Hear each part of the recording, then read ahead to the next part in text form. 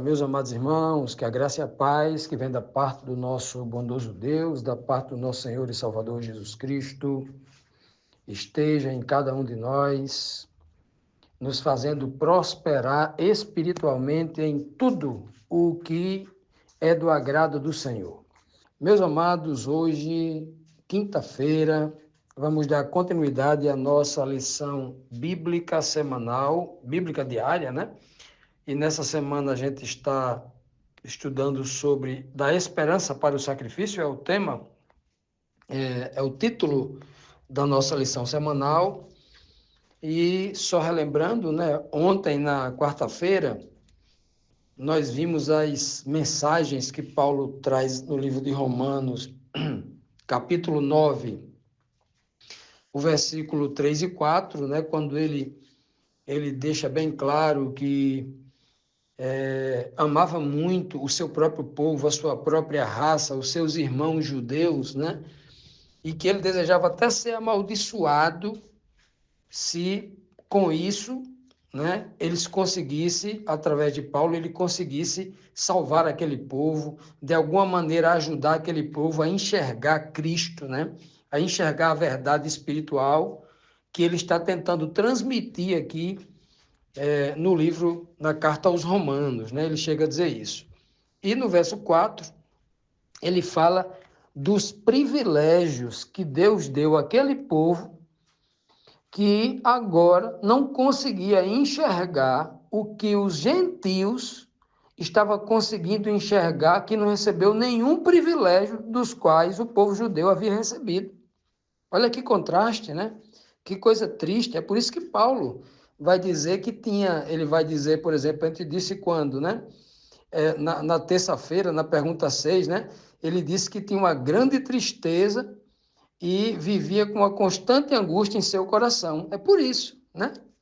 Como é que um povo recebe tanta riqueza, tanta revelação espiritual e não entende o que recebeu? É isso que Paulo está dizendo, né? Paulo vai dizer, olha, na segunda pergunta de ontem ele diz, né? Primeiro é que eles receberam o privilégio de ter a adoção de filhos. Depois viram a glória divina, recebeu as alianças, recebeu a lei, recebeu o templo em Jerusalém, né? Recebeu as promessas. Aí hoje ele continua dizendo, né? Que outras honras, né, teve o povo judeu que não entendeu a riqueza dessa glória que o Senhor lhes concedeu, né? Lhe concedeu o povo judeu. O verso 5 ele diz, ó, deles, dos judeus, são os patriarcas também, além de ser chamado de ter recebido a adoção de filhos, visto a glória divina, ter recebido uma aliança, o Senhor concedeu a lei para eles, o decálogo, né? A adoção do templo, a adoração no templo, as promessas, ainda neles, né? Deles são os patriarcas, Abraão, Isaque e Jacó.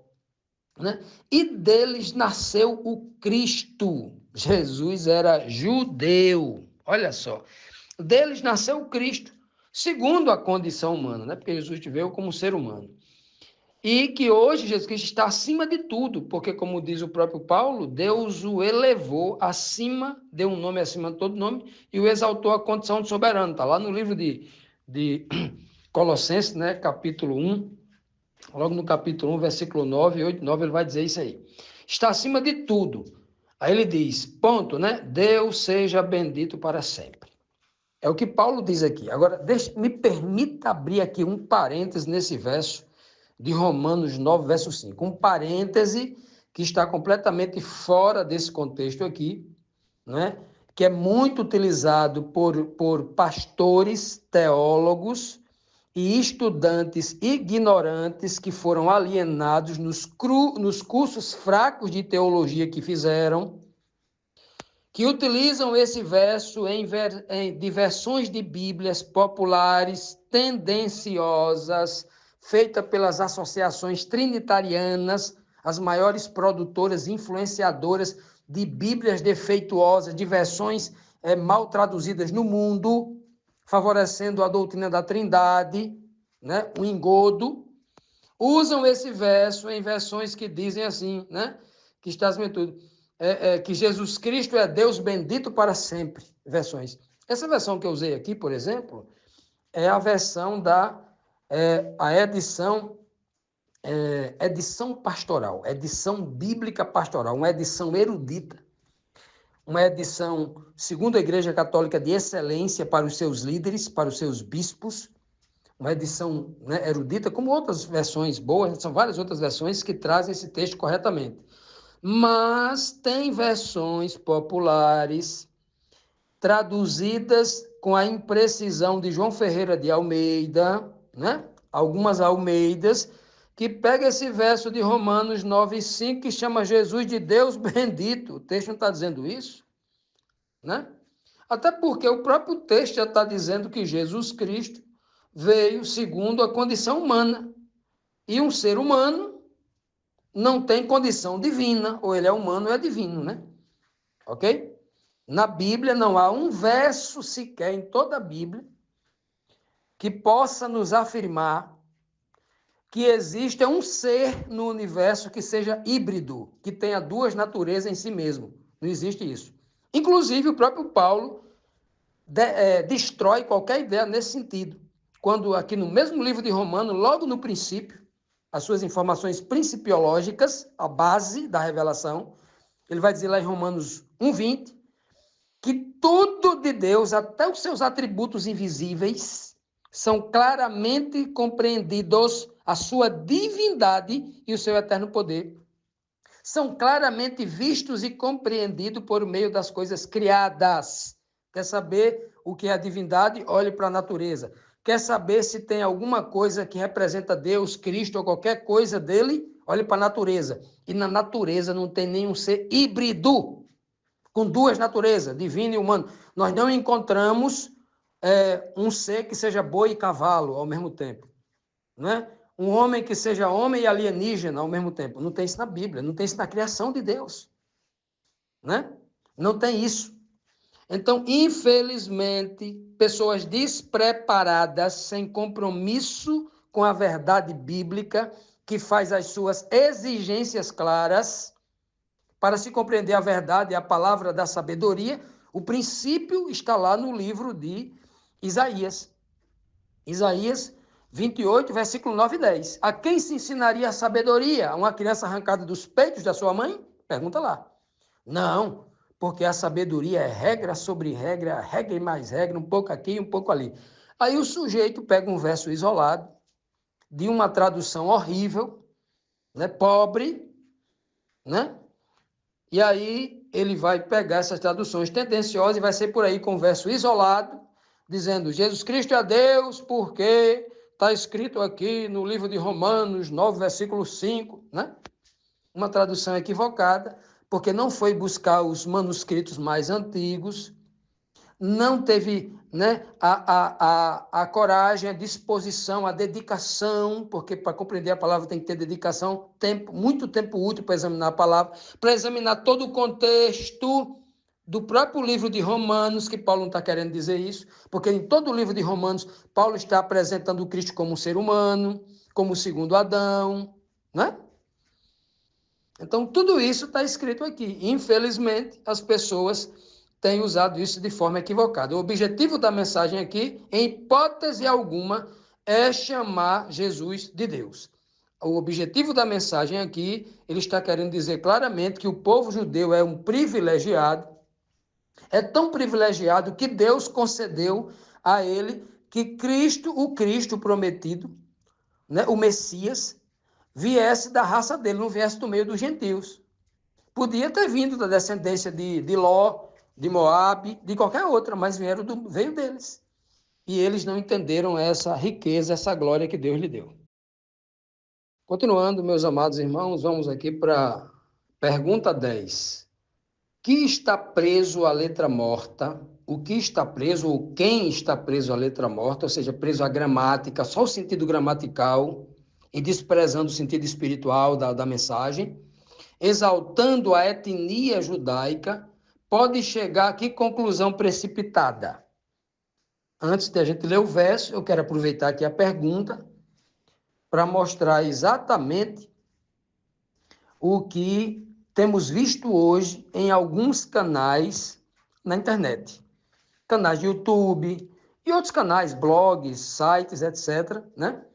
De pseudo, né, judeus cristãos, né, uma mistura, porque eu não sei, ou é um ou é outro, né?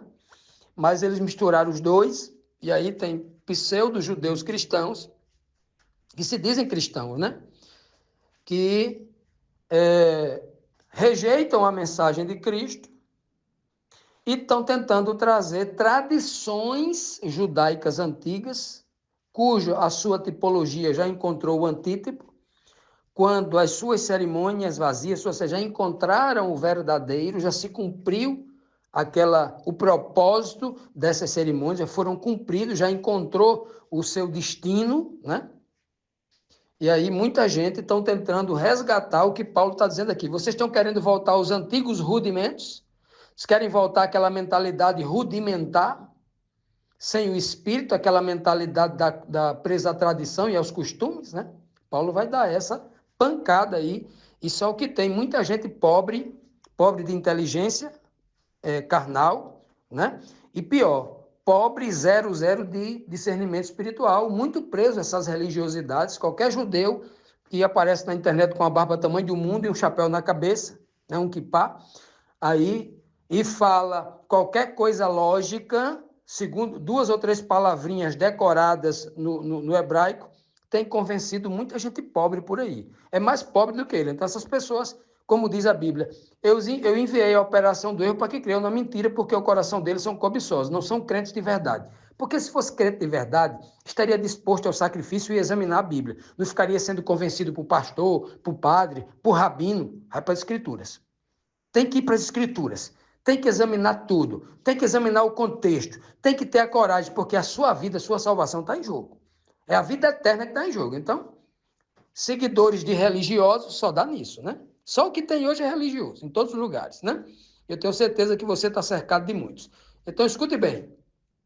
A pergunta que é feita aqui é, né? Quem está preso à letra morta, ou seja, a gramática, o sentido limitado da letra morta, a superfície da letra só, exaltando a etnia judaica, exaltando o costume, a tradição, pode chegar a que conclusão precipitada? Pode chegar a que erro? Pode cometer que erro? Vamos lá. Romanos 9, versículo 6 diz assim: não pensemos que a palavra de Deus falhou, pois nem todos os descendentes de Israel são Israel ou são israelitas. Ah, mas o que tem de rabino dizendo? Ontem mesmo eu vi um vídeo de um rabino dizendo assim: o problema dos cristãos é que os cristãos, um rabino chamado judeu messiânico, né, que é uma mistura que ele não sabe nem quem ele é, não sabe se é judeu ou se é cristão. E então ele disse assim, olha, o problema dos cristãos, ele falou um monte de verdade no começo, porque sempre tem a verdade misturada com mentira, né? Os sábios, os entendidos vão pensar ali o que é verdade e vão enxergar a mentira ali, a malícia, porque o perigoso está na malícia, na mentira, né? Aí ele fala assim, olha, Lutero não reformou nada, porque Lutero não fez reforma nenhuma. Os outros líderes, Calvino, Armínio e tantos outros, prestaram um certo papel de verdade, mas cometeram outros erros terríveis. Não reformaram o que deveria reformar. Lutero falou só contra a indulgência, criando uma doutrina para combater a indulgência. Ele não combateu a adoração a Maria, ele não combateu a Trindade, ele não combateu o purgatório, ele não combateu um monte de besteira que ele não combateu. Muitos outros reformadores que vieram depois também reformaram apenas uma pequena coisa, esqueceram as outras importantes, né? E tantos outros absurdos doutrinários que eles deveriam reformar e pararam a reforma. Não seguiram adiante, né? Não seguiram adiante na reforma. Ele falou esse monte de verdade. Aí ele diz assim, então, o pior problema dos cristãos é que não se voltam para Israel, não exalta Israel. Aí é o erro dele terrível. É dizer que todo mundo tem que amar aquela terra, tem que beijar o chão de Israel, porque aquela terra, aquela areia é sagrada. Se você pegar uma carrada de areia lá e construir uma casa com aquela areia aqui no Brasil, a sua casa vai ser abençoada. Coisa de gente realmente, assim, sem noção, como se Deus valorizasse a aparência, a coisa física. né? Ou seja, ele não tem nada diferente do irmão católico que vai lá se ajoelhar diante de uma estátua de gesso que estava valorizando uma coisa física e tal. O mesmo erro, o mesmo equívoco. Ou o crente da igreja cristã, né? Professa a igreja cristã, que vai lá para a igreja, tem que tocar no paletó do pastor, tem que ter né, a coisa física. Só que tem a gente equivocado, né? Não entendeu nada da mensagem espiritual de Cristo. Então, esses erros aí, ele diz bem claro aqui, Paulo, ó, né? Nem todas as pessoas, né? Olha, que são descendentes fisicamente, que têm o DNA de Abraão, de Isaac e Jacó, nem todas as pessoas que pertencem a uma das 12 tribos, filhos de Jacó, nem todas essas pessoas são de Israel. Porque, no que Paulo está dizendo aqui, para aqueles que acreditam em Paulo, né? Porque o judeu odeia Paulo, né? Shaul, como eles dizem, é o Satanás para eles, né? E é uma contradição terrível, porque se eles dizem judeus messiânicos, não deveriam ficar pensando versos, né? Escolhendo o que querem dizer. Eu vou escolher só Pedro aqui e João, porque Paulo é um Satanás, eu não quero... Tem muita gente que se esconde disso. O que tem de judeu messiânico contraditório em relação a isso é terrível. E, infelizmente, o problema não está neles. O problema está em cristãos que não têm nenhum conhecimento, que não examinou as Escrituras Sagradas com profundidade, que aceita isso. Que não entende isso, né? Que não entendeu isso ainda, né? É o que Paulo está dizendo aqui. Ei, nem todos os descendentes naturais de Israel, por exemplo, eu tenho ascendência judaica, o meu sobrenome, vindo aqui a raiz da minha família, que vem de Portugal, da Europa, colonizada por judeus, né? Descendente de judeus. Mas a pergunta é, por que eu sou um descendente judeu? A minha raiz aponta que eu tenho ascendência, né, no judaísmo. Isso significa dizer que eu sou filho de Israel? De jeito nenhum, segundo o que Cristo ensinou, segundo o que Paulo ensinou aqui, se você acredita que Jesus é o Messias mesmo, né, partindo desse princípio, meu irmão, então, filhos de Israel são aqueles que têm a fé de Abraão e não aqueles que têm o DNA de Abraão. E tem muita gente mandando exaltar a bandeira. O que tem de crente cego, de pastor cego, que bota na igreja dele a bandeira de Israel? Meu Deus do céu. Para se ter um nível de cegueira, de homens pobres que não têm o conhecimento físico, que está tentando enganar pessoas que não têm conhecimento usando coisas físicas, bandeiras, púlpitos, pedra, água benta do Rio Jordão e outros absurdos aí. Só o que tem é esse povo enganando e enganador aí de pessoas por aí afora. Mas quem conhece a palavra, quem está guiado, não está preso à coisa física que Paulo está tratando aqui no livro de Romanos, guiados pelo Espírito de Cristo, jamais será engabelado por esse tipo de erro.